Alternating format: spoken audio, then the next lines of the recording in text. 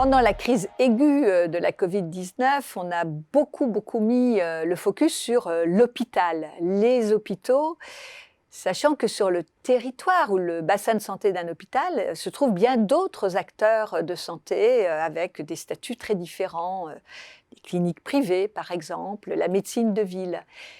Ça serait peut-être intéressant de voir comment on peut dessiner un hôpital sur un territoire avec toutes ces articulations multiples.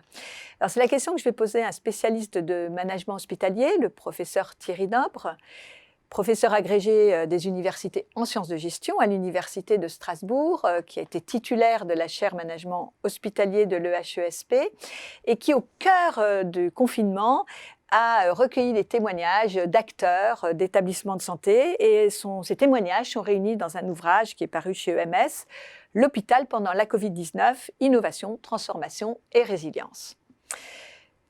Professeur Nobre, alors ces hôpitaux, le donjon sur un territoire, des dialogues avec les cliniques, les partenaires privés, les médecines de ville. Est-ce qu'en temps classique, c'est le cas? Et est-ce qu'en temps de crise Covid, ça a été plus ou moins le fruit de choses positives ou au contraire d'absence de dialogue? Alors, en temps normal, il y a déjà une dynamique qui a été mise en place avec ce qu'on appelle les groupes hospitaliers de territoire, qui est une volonté de mailler les établissements, mais principalement les établissements publics, pour les mettre en relation sur un territoire, c'est-à-dire sur un bassin de santé.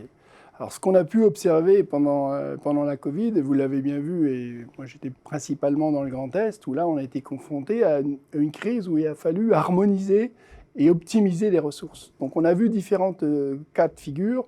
Donc évidemment, par exemple à Mulhouse, c'était très compliqué parce qu'à Mulhouse, a tout pris de face et très rapidement.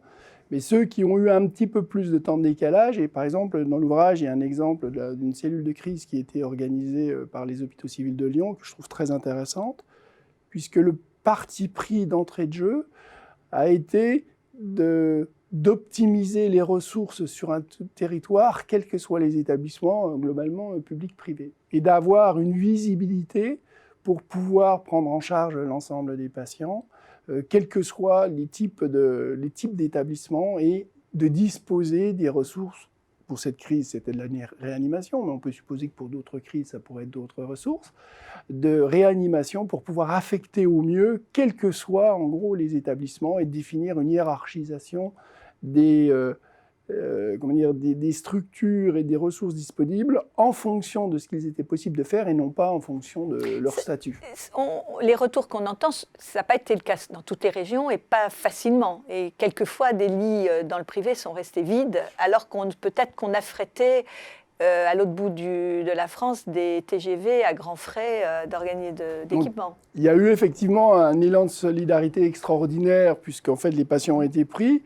Mais on peut peut-être supposer qu'une meilleure articulation, je renvoie d'ailleurs à l'article qui a été fait par des établissements privés à but non lucratif sur la difficulté de s'insérer dans cette dynamique-là. Donc on peut supposer que pour une prochaine crise, cet obstacle-là sera dépassé et qu'on arrivera beaucoup plus vite à intégrer les différents partenaires, les différents établissements de santé, sachant qu'on a aussi le cas de la médecine de ville qui doit jouer son rôle, et on a aussi eu un autre élément qui était très important, qui était la télémédecine, c'est-à-dire où on s'est aperçu qu'il y a eu une explosion de tout un ensemble d'activités par télémédecine qui n'existaient pas avant et qui ont réussi à résoudre certains types de problèmes, pour mieux prendre en charge les patients sur un territoire, sachant que ce qui est assez étonnant, c'est que quasiment l'ensemble des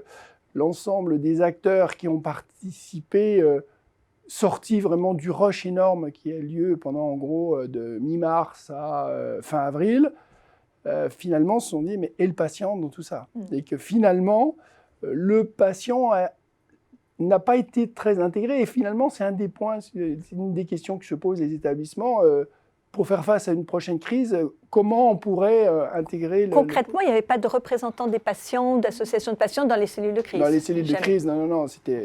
Et on peut le comprendre, parce que vu la difficulté, la soudaineté de la situation, Par contre, c'est un point Un d'alerte, réflexe. un réflexe qu'ont d'ailleurs beaucoup d'établissements qui se posent la question comment on pourra faire la prochaine fois pour intégrer ce point de vue, quoi. Alors peut-être une question naïve, mais les agences régionales de santé, elles n'ont pas comme mission de travailler sur justement une région et de travailler à cette articulation et cette coopération et cette concertation Alors, les agences ont quand même un rôle de contrôle. de contrôle. C'est-à-dire, on a un rôle de contrôle. Et donc, quand on est dans une situation où ce qui est essentiel, c'est la réactivité, l'agilité, il Elles n'est pas, n'étaient pas programmées pour il ça. est pas évident qu'elles avaient la souplesse d'adaptation pour faire face à cette situation tout à fait extraordinaire. Et alors, en quelques mots, qu'est-ce qu'on peut en tirer de ce qui s'est passé, qui continue à de façon moins aiguë, pour le moment en tout cas, De développer ces capacités, on va dire, d'adaptation. Alors, au niveau régional, c'est-à-dire que les ARS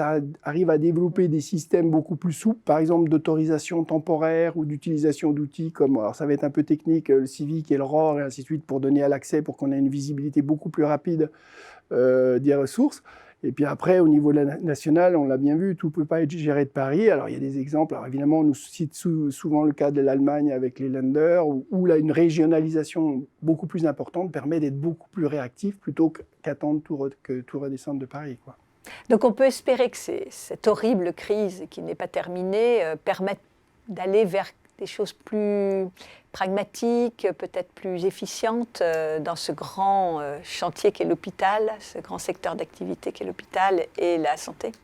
On peut l'espérer, mais moi je pense qu'effectivement il y a tout un ensemble de leçons qui vont être données, mais surtout en termes d'agilité, de réactivité et de déconcentration, surtout de déconcentration. Mais d'avoir gardé la mémoire à chaud, c'est, je pense, déjà le début d'un processus de changement. Merci Thierry Nobre de ce témoignage.